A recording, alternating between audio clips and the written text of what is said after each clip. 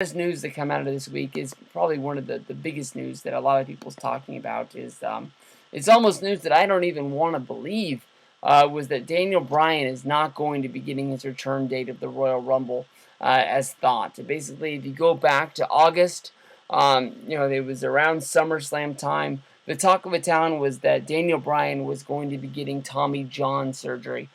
Tommy John is basically where they take a ligament out of your ass and they put it in your arm, and that was going to help him regain arm strength that he lost after his neck surgery that took him out after WrestleMania 30 that ended his WWE Championship run.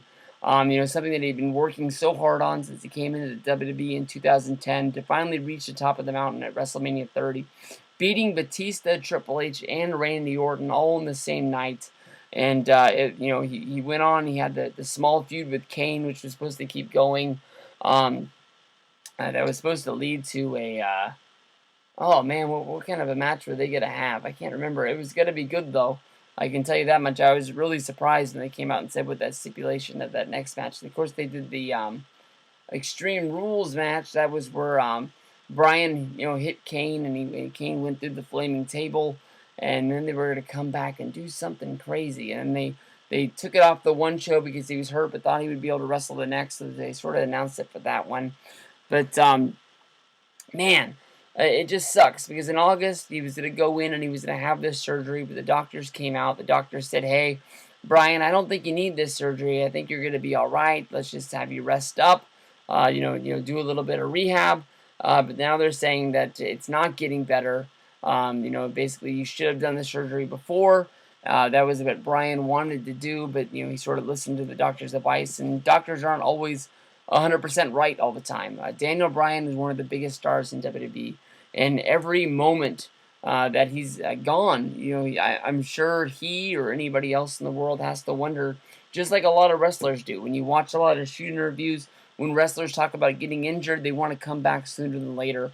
I was reading about John Morrison. He had an interview that was out there that I read, basically because he's going to be getting a spot on that new Lucha show that's going to be starting on the El Mar network. And he talked about the 2011 injury that he received, where he hurt his neck, and basically Triple H, Vince McMahon, and some other powers to be basically talked John Morrison to coming in sooner than later, basically saying that he was ready enough to come back. When it's John Morrison's body, he's the guy who should be making up his mind about when he's coming back and when he's going to be wrestling. And of course, Morrison came back and he wrestled for maybe 2 months, and you could really tell by his matches he wasn't doing the same things that he had done before because he wasn't 100% back inside of his skin. He still felt hurt, and he didn't really feel 100% safe working inside of the ring.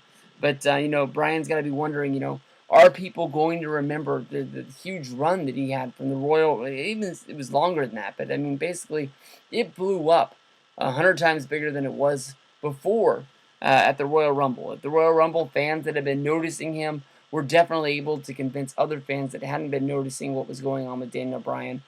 Basically, this guy was beating almost everyone that was in his way, and the guys that he wasn't beating, there were reasons in his way that he wasn't able to do it. They ran the awesome storyline of Daniel Bryan not getting a number because Triple H felt that he was protecting him by not putting him in the Rumble because he had already wrestled earlier in the night. When you can look at the card for the Royal Rumble, and there was guys that worked twice on there, so why would he not put Daniel Bryan, one of the guys that people were yelling and screaming and cheering for along the way? When number 30 came out came Rey Mysterio running on down to the ring, and everybody just heart sank to the bottom. They knew that Batista was going to win, something that I think a lot of people knew was going to happen before the show even started. But people like me, I was watching that show and I was just holding on hope that, please, please have Bryan win, because it is the one thing that I think makes more sense than anything out there in the world. But Bryan goes on. He made my WrestleMania 30. That's a moment that I'll never forget in my life. It made up for him getting cashed in on at the SummerSlam show I was at. And it just sucks. I mean, he held the title for a month. He got to hold it for a little bit longer, but he wasn't defending it anymore. Before finally they ran a storyline, and then they just got to the point where they knew he wasn't going to be able to get better, so they just took it off of him on Monday Night Raw. And hopefully he went off and did everything. If you just think about the roller coaster ride that Daniel Bryan's been on in this 1 year, where basically he gets to the top of the mountain, the thing that he's been working for forever, to become WWE champion. Something that I'm sure that even in his career, he's thought to himself is something that's never going to happen. He's never going to get there. This is the same company that brought him in, made him go through NXT. He does the big Nexus reveal, fires his ass right there on Monday Night Raw to bring him back at SummerSlam. From SummerSlam, he goes on, he wins the United States Championship for The Miz, which is sort of climbing up the mountain, and then he went on that sort of just year where he just didn't do anything before winning Money in the Bank.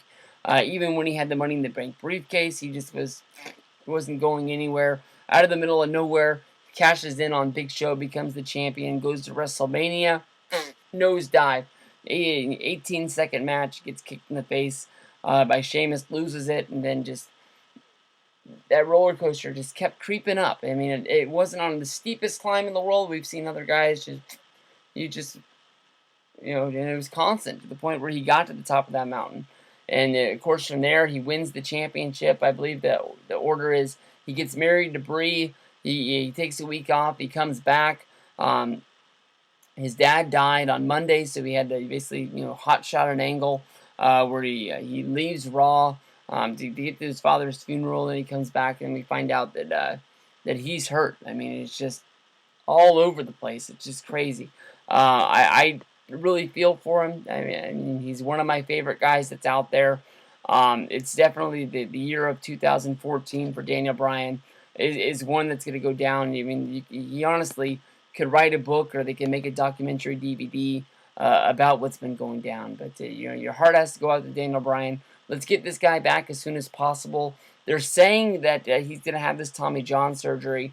I don't know how it doesn't really make sense to me how it's going to be doing. Some people say that there's a 6 to 12 month return on when he'd be able to come back, but that sort of strikes out Royal Rumble. But there's people holding their fingers, maybe crossing their fingers, saying that he'll be able to work WrestleMania 31. But according to my math, if he has that surgery today, he has it and he comes back in April.